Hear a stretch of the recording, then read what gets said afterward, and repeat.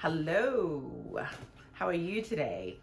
Well, hopefully you're having a good day, and or if this is the start of your day, hopefully it's a good start to a good day. Nevertheless, I just wanted to kind of come on to kind of tell you about an experience that I had yesterday, and I hopefully this will help you with your wardrobe building. I was out shopping with a client, and she was a little bit upset that her budget would not allow her to buy just everything that she wanted. I mean, it's not so much the things that she needed. There were items that were in the wardrobe that she needed, and we were going through that list to get those needed items to really accentuate her wardrobe, but she wanted everything else. Even stuff that wasn't on the list, or even stuff that she really truly didn't need, she just wanted it. And I know that that comes hand in hand with shopping. I mean, you see a lot of things, and of course, the way they've got it displayed, you kind of want to kind of like get everything you can.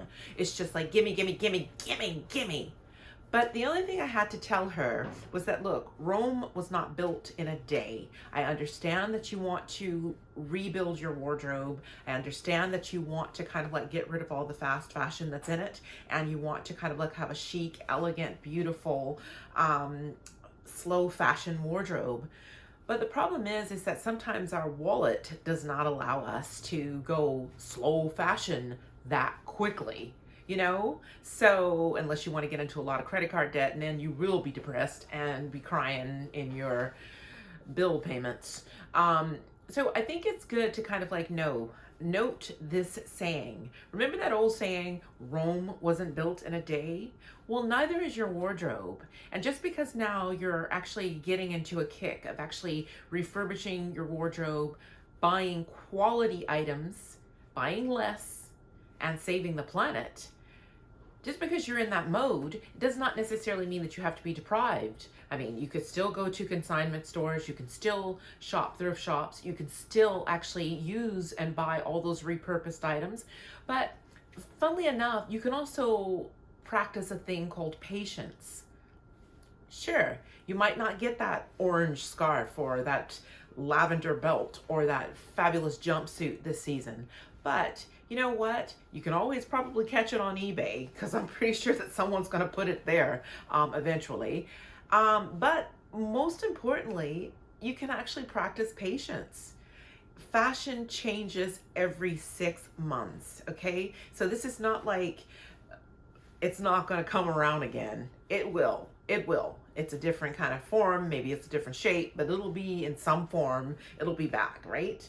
And so I think that if we practice patience, and we also know that fashion changes every 6 months, I think that, you can understand that to completely redo your whole entire wardrobe is going to take about 3 years. I mean, to really do it right, it's going to take about 3 years, because you've got the seasons in the year, and you want to pick up maybe a piece here and there of the season. Not every season's going to work for you, but maybe a piece in this season, a piece in that season, a couple of pieces in that season, maybe 3 or 4 pieces on sale in this season's, and then you go to a consignment store or something or another, and you pick up another couple of pieces.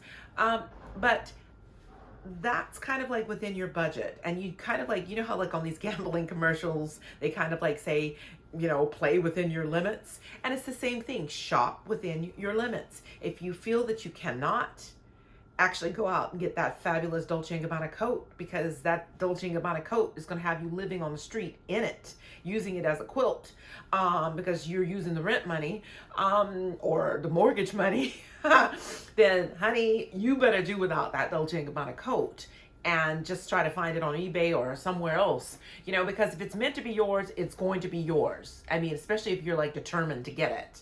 But I must admit, I have been finding a lot of clients, particularly those who are on a budget, feel bad about not being able to get what they want. And there's nothing wrong with feeling bad about not being able to get what you want. but focus on the things that you need. And if you've got that great scarf that's going to make that most of your wardrobe pop, or if you've got that great belt or those fabulous shoes on sale that are just slow fashion and just beautiful, or you've got that great handbag that you got from a consignment store, and hey, all of this works back with what you have, and therefore you can take it slow and be patient. You know, Rome wasn't built in a day. Your wardrobe's not going to be built overnight. Unless, of course, you can do that. Now, if you can do it, shop until you drop. Especially right now. The season that's coming ahead, that's about to come out is just amazing. So if you can do that, great. But for people like myself and people that I know, outside of a couple of clients, we've already established a great wardrobe. So what happens is that we pick up pieces here and there that accentuate the wardrobe and that work back with the wardrobe.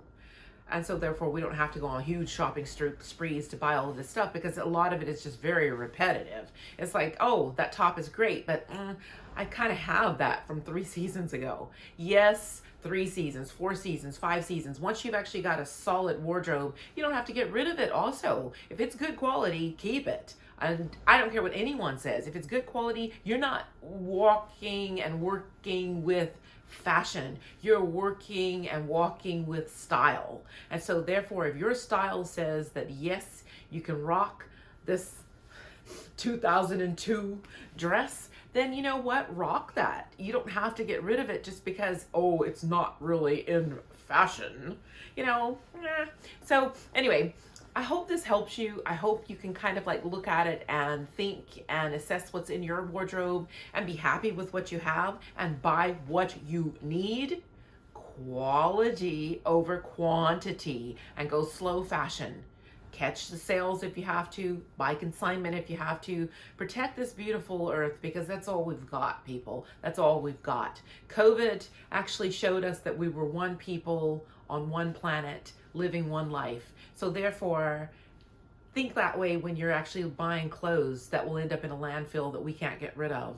Think of our kids, our grandkids, and if you don't have any of those, think of people that you love that are being choked to death by full landfills and burning clothes in other countries because they've been sent bad fashion, meaning from charitable organizations, and they can't get rid of them.